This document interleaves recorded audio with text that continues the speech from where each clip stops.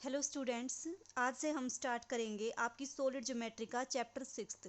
Chapter sixth क्या है आपके पास? स्फीयर। ठीक है, तो सबसे पहले देखो स्फीयर की डेफिनेशन क्या होती है। स्फीयर क्या होता है आपके पास?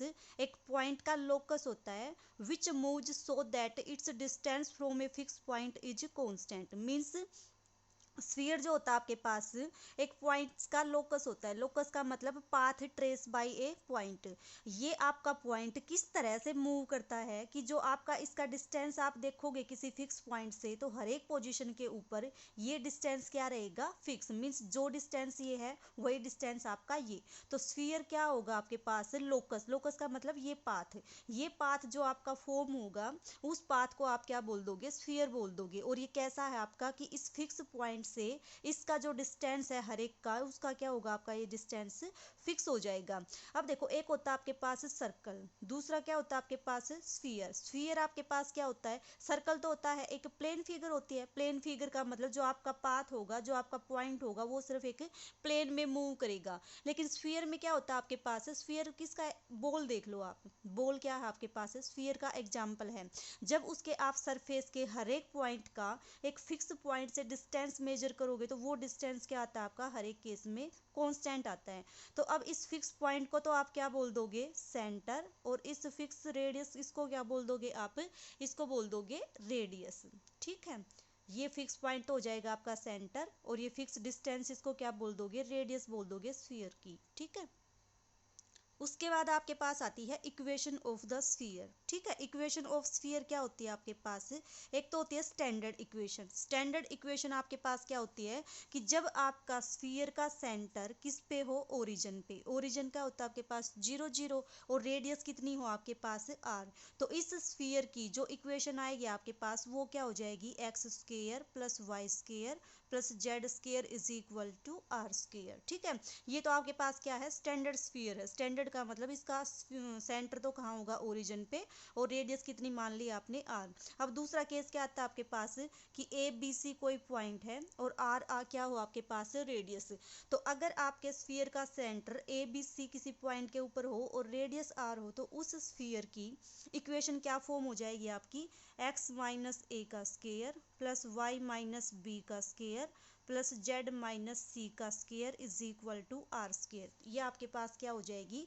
एक ऐसे स्फीयर की इक्वेशन जिसका सेंटर तो किसके ऊपर लाई करे? ए बी सी पॉइंट पे, और रेडियस कितनी हो आपकी? आर। ठीक है, तो ये थे आपके पास central form of the equation of sphere. ये आपके पास स्टैंडर्ड फॉर्म, ये आपके पास सेंट्रल फॉर्म है इक्वेशन की। ठीक है, अब उसके बाद एक फॉर्म और आती है, वो कौन सी है वो देखो। थर्ड आपके पास आती है डायमीट्रल फॉर्म। ये स्टैंडर्ड फॉर्म, ये सेंट्रल फॉर्म, और उसके बाद आपके पास आती है डायमीट्रल फॉर्म। डायमीट्रल फॉर्म को करने से पहले देखो डायमीटर क्या होता है आपके पास। देखो, मान लो ये आपका स्फीयर है। ठीक है, किन्हीं भी दो पॉइंट को ज्वाइन करने वाली लाइन को आप क्या बोलते हो? कोड बोलते हो। अगर ये कोड आपकी सेंटर से पास हो तो इस लाइन को क्या बोल दोगे आप? डायमीटर बोल दोगे। ठीक है, अब डायमीट्रल फॉर्म का मतलब क्या होता है आपके पास कि अगर डायमीटर के दो एंड्स आपको गिवन हो, दो एंड्स का मतलब आपने मान लिया ये पॉइंट आपके पास x1 y1 z1, और ये पॉइंट आपका x2 y2 और z2। अगर डायमीटर के एंड गिवन हो तब भी हम स्फीयर की इक्वेशन फॉर्म कर सकते हैं। वो इक्वेशन आपकी क्या आ जाएगी? x minus x1 x minus x2 plus y minus y1 y minus y2 plus z minus z1 और z minus z2 is equal to 0। ये कौन सी फॉर्म है आपके पास? डायमीट्रल फॉर्म है। डायमीट्रल का फॉर्म, अगर डायमीटर के दो एंड्स आपको गिवन हो और आपको स्फीयर की इक्वेशन फॉर्म करनी हो, तो उस केस में आपकी जो स्फीयर की इक्वेशन आएगी क्या हो जाएगी?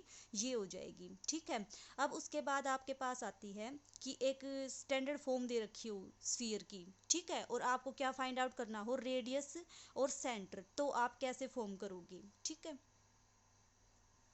जो जर्नल फॉर्म होती है आपके पास स्फीयर की इक्वेशन की, वो क्या होती है? X square plus Y square plus Z square plus 2ux plus 2vy plus 2wz is equal to D. इसको इधर कर लो, plus D is equal to 0। ये आपके पास क्या है, जर्नल फॉर्म है स्फीयर की इक्वेशन की, ठीक है। तो अब अगर आपके पास कोई जर्नल फॉर्म दे रखी हो स्फीयर की और आपको क्या फाइंड आउट करना हो, उसका सेंटर और रेडियस, तो आप कैसे फाइंड आउट करोगे? देखो, जो आपके पास सेंटर होगा वो क्या हो जाएगा आपका, minus of half of coefficient of X, negative half coefficient of Y minus half coefficient of Z, means क्या होगा आपके पास, minus U minus V minus W. ये किसके कोऑर्डिनेट हो जाएंगे आपके पास, सेंटर के। और रेडियस कितनी आ जाएगी इसकी, radius is equal to under root of U square plus V square plus W square minus D. ये क्या हो जाएगी आपके पास, रेडियस, ठीक है। तो ये था इसका इंट्रोडक्शन, नेक्स्ट वीडियो में करेंगे एग्जाम्पल।